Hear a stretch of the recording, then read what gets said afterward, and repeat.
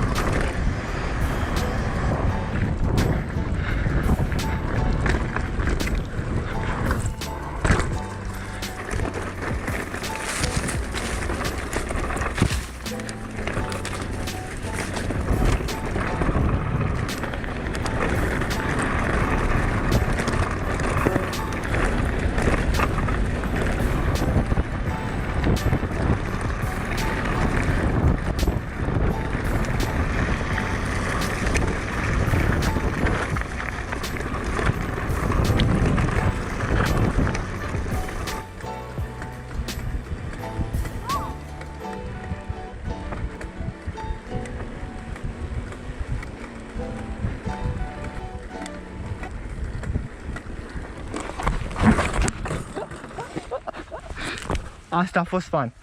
Din nou am conținut pentru TikTok.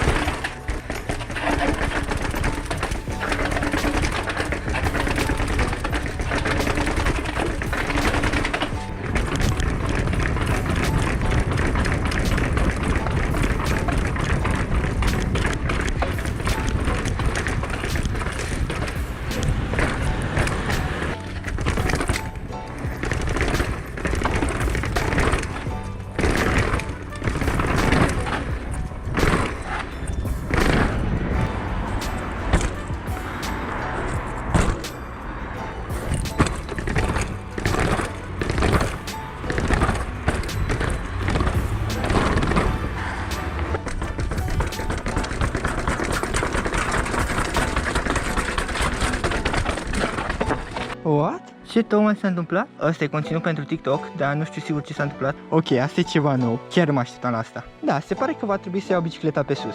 Băi, ce pot să zic? Asta chiar a fost ceva neașteptat. Lasă că facem sport. Știți ce mă oftic eu cel mai tare? Azi am și căzut și n-am filmat. Adică vorba aia, dacă tot ca măcar să fac vizualizări.